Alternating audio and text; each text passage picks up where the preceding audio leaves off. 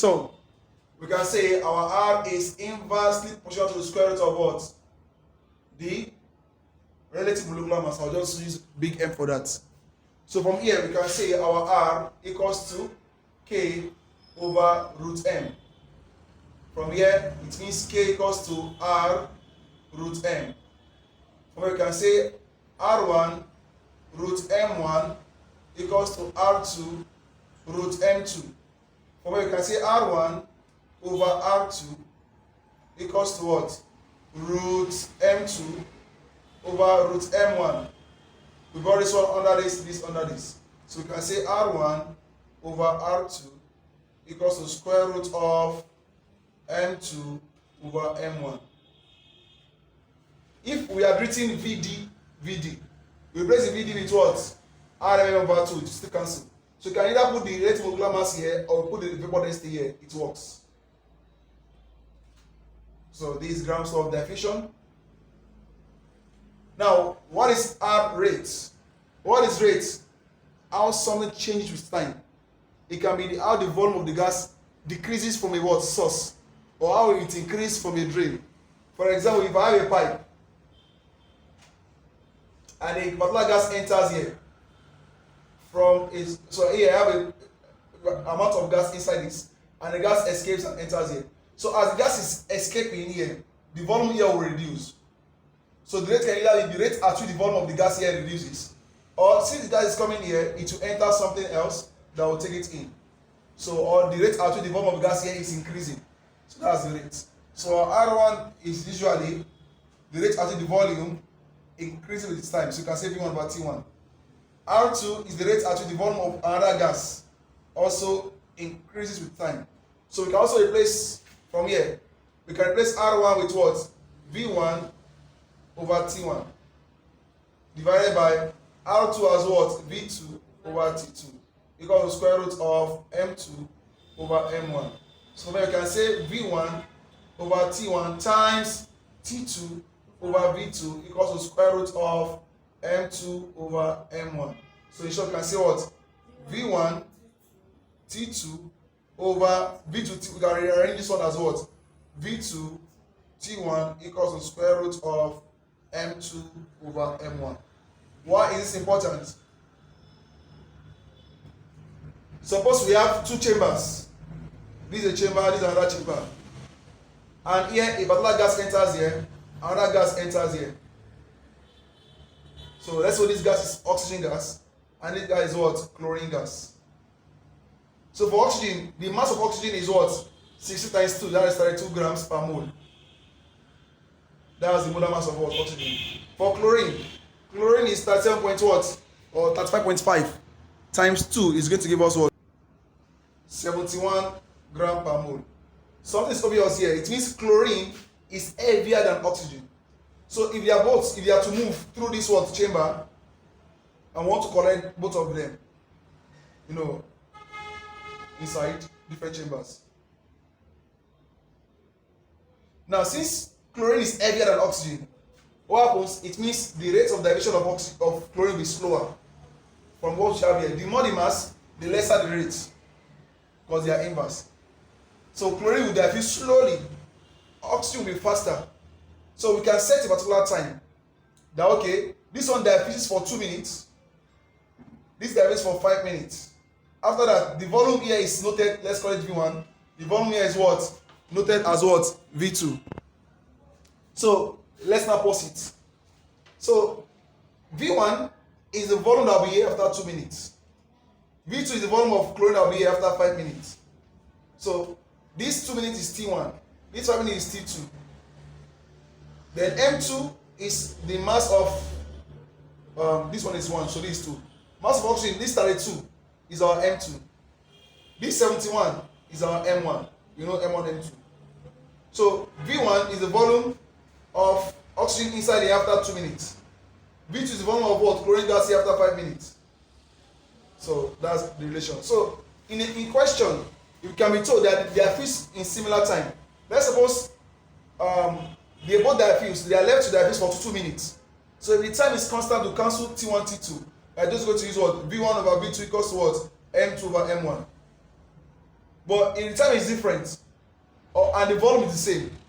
It comes to V1, V2. So this one is more important than this. This one only talk about rate, not the time. So when in the question they are not talking about time, or you are not looking for time, use this. They will give you the rate. But if you are not talking about what time, we are going to use this one in terms of what volume. The next law is Dalton's law of partial pressure.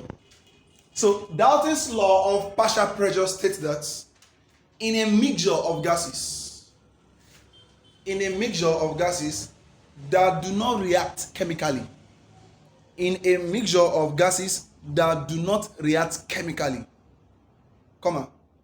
the total pressure of the gases equals to the sum of the partial pressure of each constituent gas.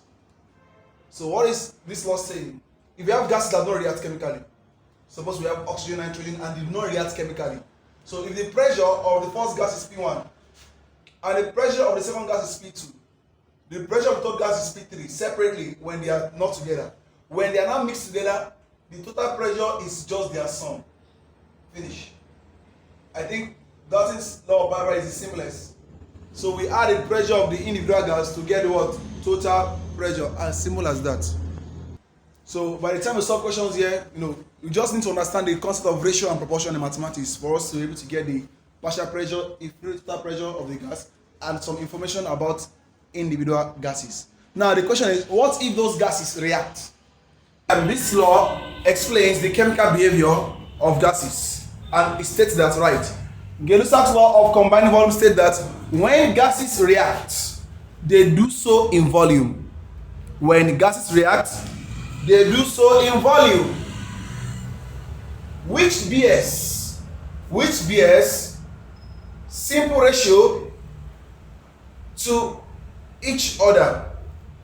Which bears simple ratio to each other and to the volume of the product. And to the volume of the product if gaseous. And to the volume of the product if gaseous, provided that temperature and pressure are kept constant. It states that when gases react, they do so in volume which bears simple ratio to each other and to the volume of the product if gaseous, provided that temperature and pressure are kept constant. Okay, for example, consider this reaction. Okay, consider the combustion of hydrogen. We have H2 plus O2. We are going to get what? H2O. To balance the equation, put 2 here and we put 2 here. So this means for steam to be formed, 2 volume of hydrogen gas will react to 1 volume of oxygen to produce 2 volume of steam. That's 2:1:2. So that's what the law is saying. They do so in what? In volume, which bears simple ratio to each other and to the volume of the product. Now, suppose we have a particular chemical reaction whereby hydrogen gas is 150 cm3, and in that mixture, oxygen is 200 cm3. What will be the volume of water or steam rather that will be formed? Because the condition is if gaseous. So what will be the volume of steam that will be formed? So in this context, according to this, if you have to use up all the 150 cm3 of hydrogen gas, 1 is half of 2. So if you have to use 150 of hydrogen gas, you have to use 75 of oxygen. If you have to use 200, if you have to use the whole of 200 of oxygen, for hydrogen gas we need double of it. So double of 200 is 400.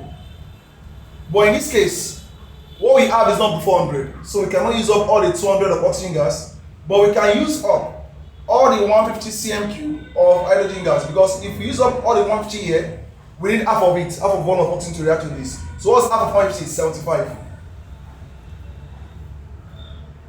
And so that's 150 raised to 75. So this 2. So anything we have here, we have it here also. So we are going to form what? 150 cm cube of steam. So what will happen at the end of the day is the whole of the hydrogen gas will be used up. We have 150 cm cube of hydrogen gas and 1 cm cube is used up. But out of 200 cm cube of oxygen, only 75 is used. So we are left with what? 125 cm cube of unreacted oxygen. So this is what? Unreacted oxygen. So this oxygen will remain because it doesn't have enough hydrogen to react with. So the volume of hydrogen we have in that particular mixture or in this particular chemical reaction has limited it limits the volume of oxygen that will be used. So in this case, as though hydrogen is limiting what the number of oxygen to be used. So and at the end of the day, we have what 150 cm cube left. So this tells us that at the end of the day, we have no more hydrogen, but we are having 125 cm cube of oxygen that is unused, and we form what 150 cm cube of what of steam. No hydrogen is left. So total volume becomes what? Total volume in that container will now be what? 150 plus this, that will be 275 cm cube is the volume of the total gas. So 100 cm cube is the volume of the resulting gas, while 125 is the volume of what? The unused gas or unreacted gas. Unreacted, the resulting gas, the total gas remaining. So now when you check initially, what was the volume of the gas here? 350. But what I have at the end of the day? 275. So it's as though 25 cm cube from 350. If you remove 275 from 350, it is as though 75 is what? It's lost. 75 is not actually lost. When you weigh the mass, it will still be the same thing, total mass. So if you weigh the mass of 275 cm cube of oxygen gas and hydrogen gas together, it will give us the mass of what? 150 cm cube of hydrogen and 200 cm cube of what? Oxygen. And that's why they lost it at what? When that's real, they do so in volume, which bears simple ratio. This is 2 to 1 to 1. Let's take another example. Let's take a proper example on this. Okay, look at this question. 20 cm cube of CO are mixed and sparked with 200 cm cube of air containing 21% of oxygen. What is actually reacting there is oxygen gas, and the resulting gas is going to be CO2. So we need to balance the equation. So if you put 2 here, oxygen become 4. Put 2 here, oxygen become 4, carbon is 2. So this is 2 ratio 1 ratio 2. So we are told that the volume of CO is 220 cm cube. But we are given the volume of oxygen indirectly. We are told that oxygen is in air. That is 21% of what? 200 cm cube of air. So it means the volume of oxygen is what? 21% of 200 cm cube. And that will be what? 42 cm cube. 2 zeros counts 2 zeros. 42. So the volume of oxygen is what? 42 cm cube. So what will be the volume of the resulting gas? So 2 ratio 1. So if you use 20, if you use the whole of this 20, you need half of what? Oxygen. Half of the volume of CO. So if you use the whole of 20 here, we need what? 40 of this. Sorry, we need 10 of this rather. If you use 20 here for ratio 2, 1 is half of 2. So you are going to use 10 cm cube of this. And you are going to get 20 of this. Why? Because they are 2 to 2. These two will be the same, and this one will be half of this. But sometimes you are not going to use up all the volume here. Now, if we are to use the whole of 42 here, we will need double of it, which is 84. And this is up to 84. So in this case, CO is what we are going to use as baseline. So at the end of the day, what happens? The whole of CO is used up, no more CO is left. Then if you remove this from this 42 cm cube, only 10 is used up. So 32 cm cube of oxygen gas remains untouched.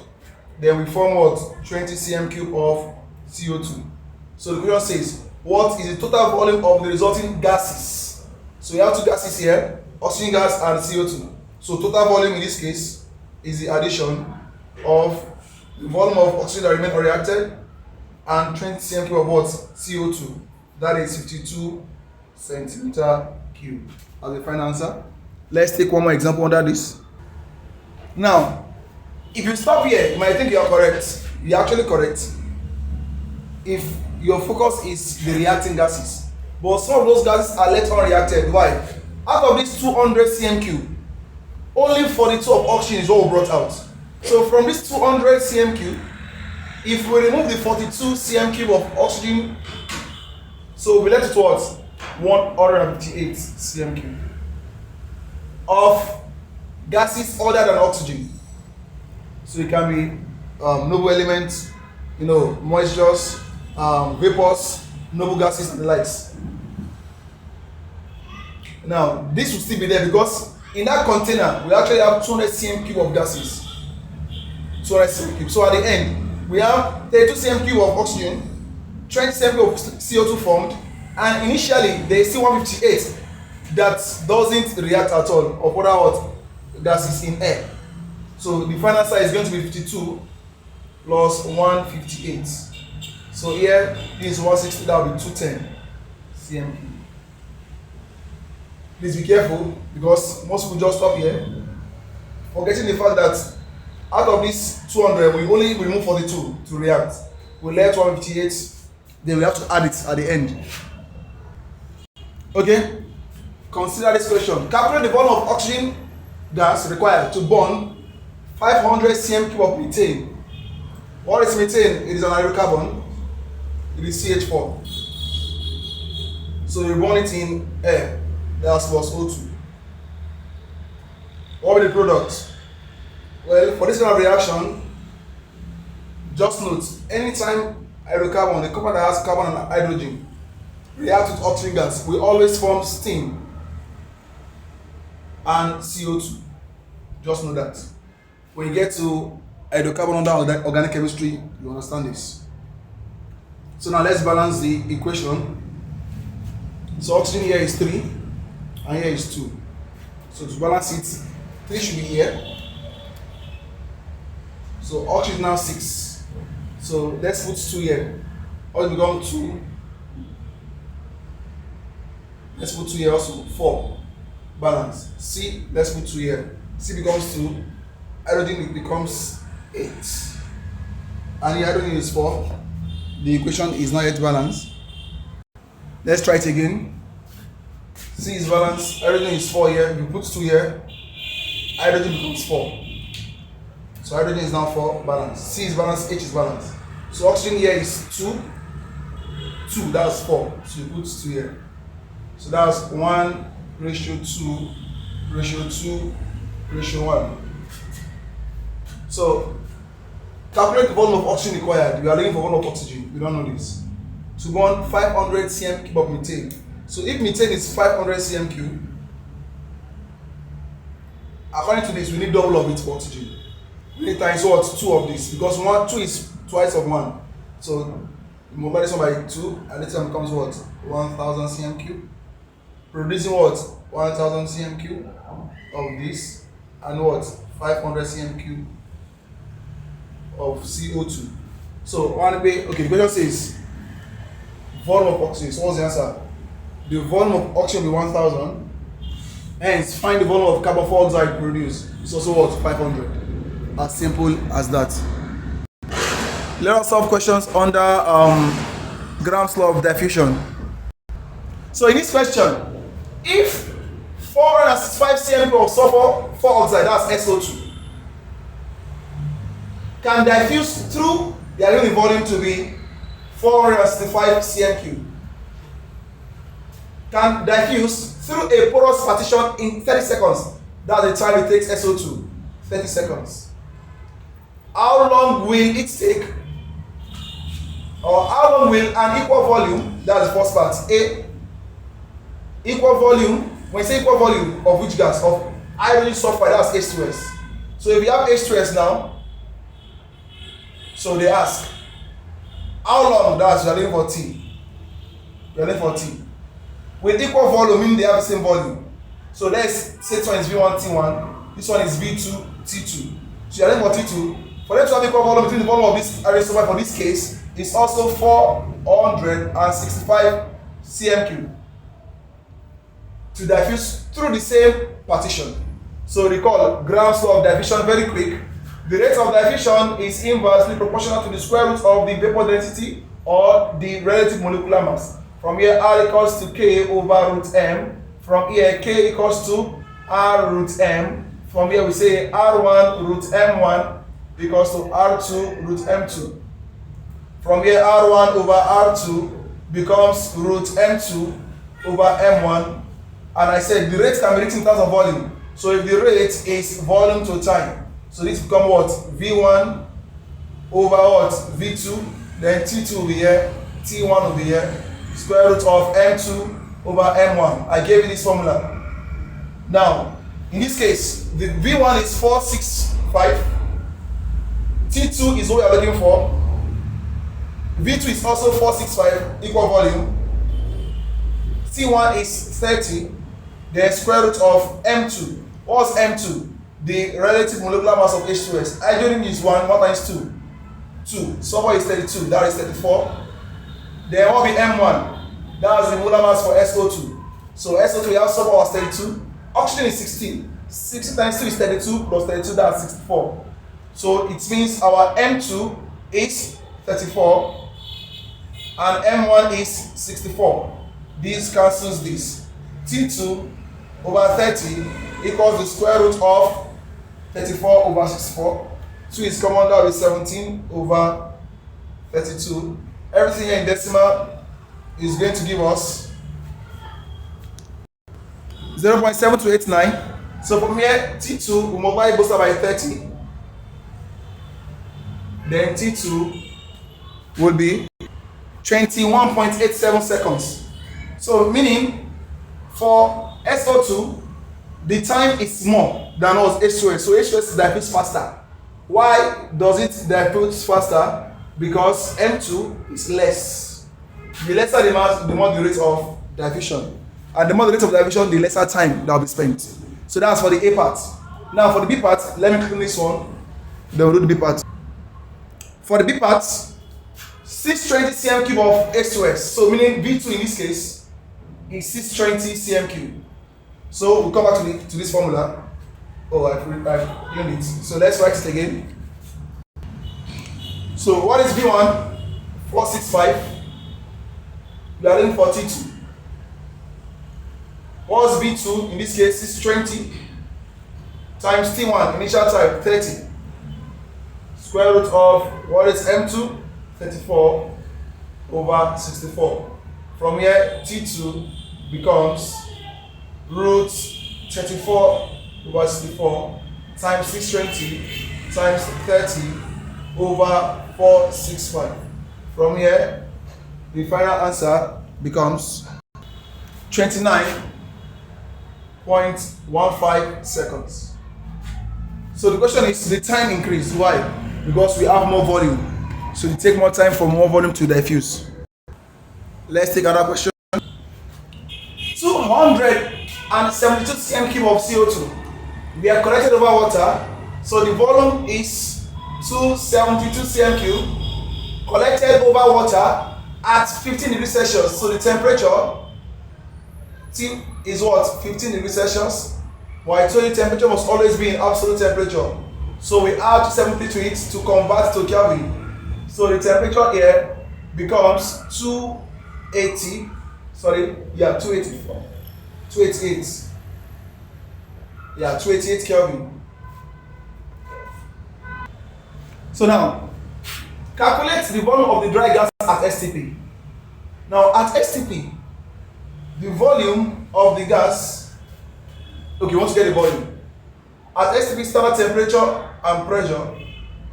Standard temperature is 273 Kelvin and standard pressure STP in terms of okay, let's use millimeter mercury. That will be 760 millimeter mercury. Now let's go to the question. This volume of CO2 we are collected over water at this temperature and at this pressure. Now this particular pressure, they collect CO2 over water. So, and water also has what is called the saturated vapor pressure. So because above the water surface, the molecules of water will escape and form vapor and exert pressure on it. So we are going to have two pressure. So first is the pressure of the gas CO2. Let's call it P1 plus let me P1. Let me call it P for CO2 plus P for the vapor, which we call the SVP. The saturated vapor pressure will give us what? Total pressure of the gas collected. So this 782 is the pressure of the gas collected, which is the CO2, the dry gas, and the SVP. So total gas from there is 782. But what was the pressure of CO2 itself at that temperature? What was it? So this is what we want to get. So we are going back to general gas law. So P1 V1 over T1 equals to P2 V2 over T2. But this question, we are given more parameters than we need. Oh, sorry, we are not given because we are looking for volume. We are looking for P2. So what is P1? That's volume of CO2. Sorry, pressure of CO2. This is total pressure. According to Dalton's law of partial pressure, total pressure equals what? Partial pressure of the two gases, the vapor and this. So this PCO2 initially is P1. So we can say 782 equals to P1 plus the SVP of water at that temperature, which is given as 12. From here it means P1 is 782 minus 12. So P1 equals to 770 millimeter of mercury. The copper here, P1 is what? 770. V1 is 272. What's T1? T1 is 288. Then what is V2? Sorry, what's P2? Standard pressure. We are told at STP. So at STP, the pressure of the CO2 will be 760. We are looking for V2. Then T2, standard temperature 273. From here, if we make V2 the subject, V2 becomes this multiply the whole of this. 770 times 272 times 273 divided by 760. And from here, the answer becomes, oh, I didn't include this 288. So this 288 multiplies 760 here.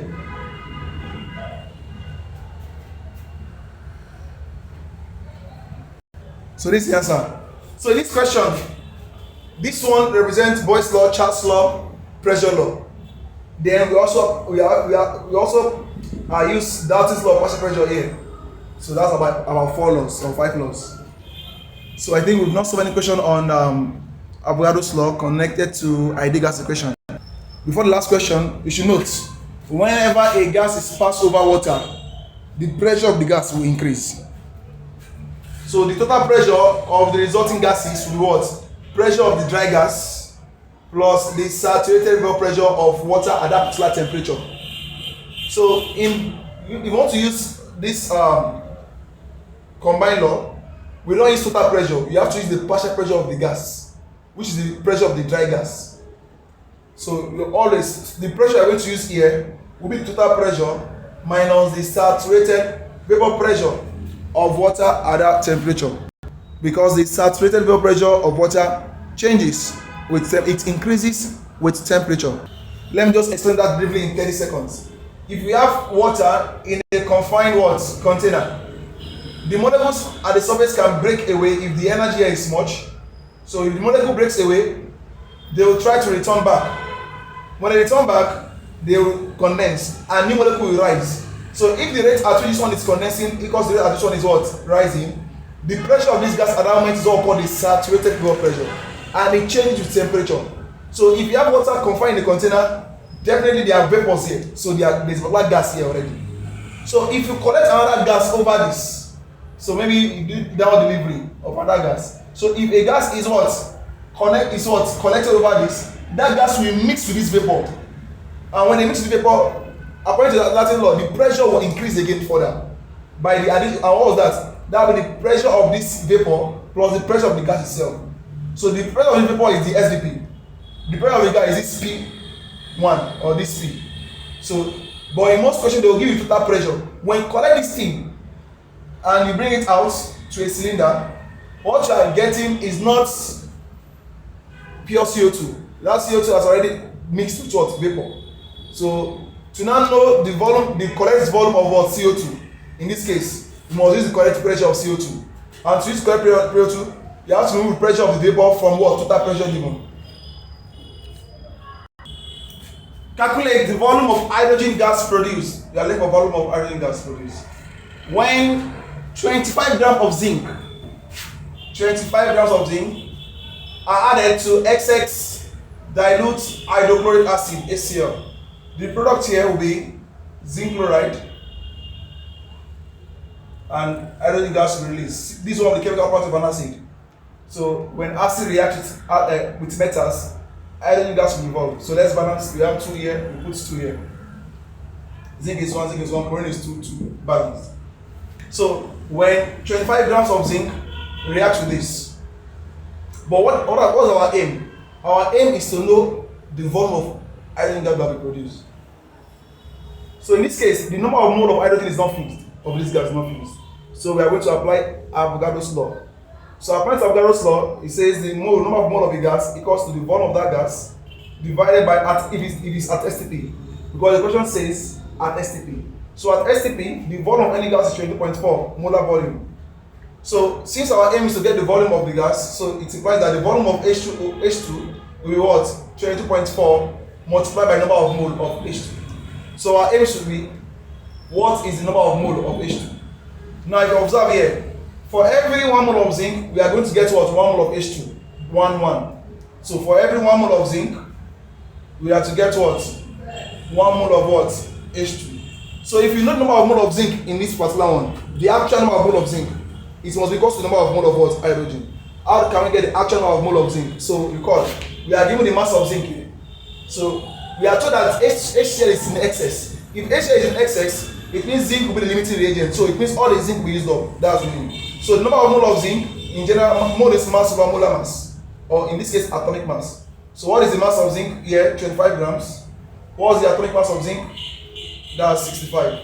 So it means this is the number of mole of zinc, which simply as the number of mole of what? Hydrogen gas. So what's our n here?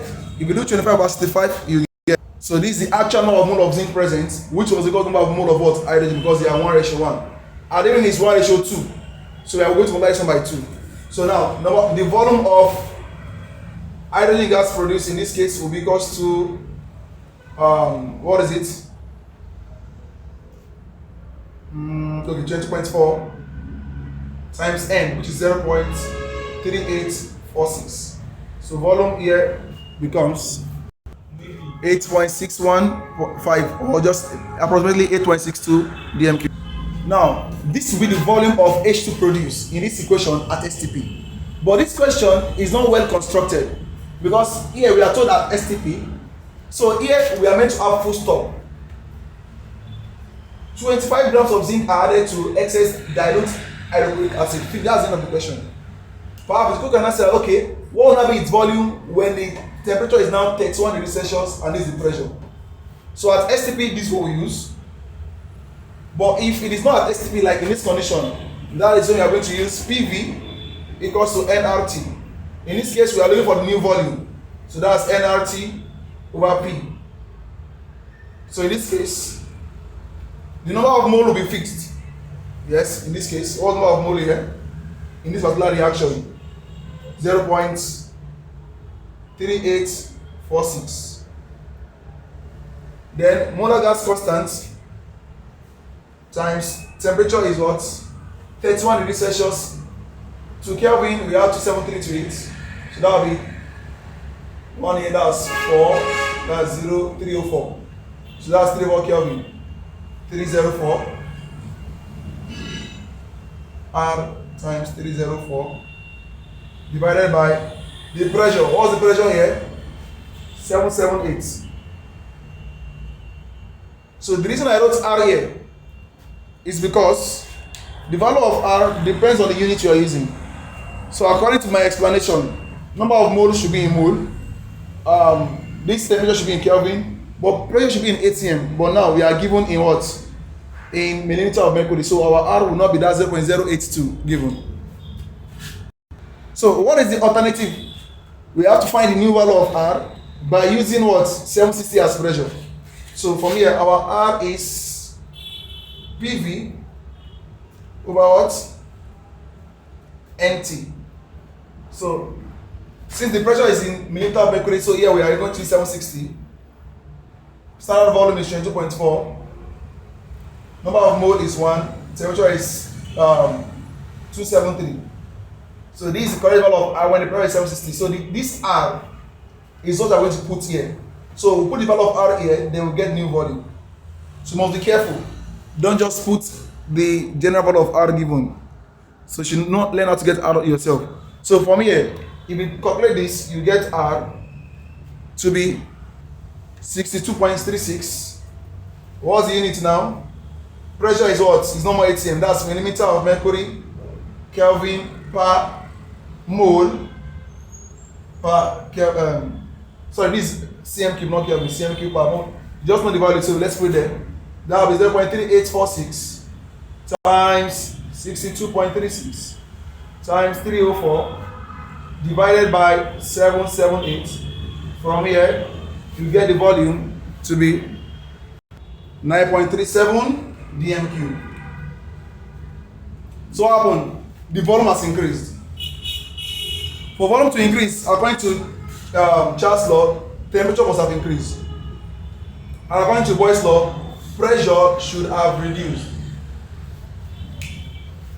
So in this case, what happens to temperature? At STP, temperature is what? 0 degrees Celsius, 273. So this is the volume, 8.62. Now it's not 9.37 because temperature has increased from that 0 degrees Celsius to 31 degrees Celsius, or from 273 to what? 304 Kelvin. That's why the volume also what? Change. So in this question, we correct it by putting full stop here. Then cannot write hence. Find its volume at this condition. So if you're not careful, you might be confused with this. So with this, I believe I have solved the most complicated questions under this. So you can practice more questions. In case you have any challenges, you can reach out to me. Thank you very much. That will be the end of gas laws in chemistry. So you can also watch my video for gas laws in physics. In physics, the nature of questions is a bit different. Physics focus more on Boyle's law, but related to pressure. So they relate to manometer, J2 and the likes.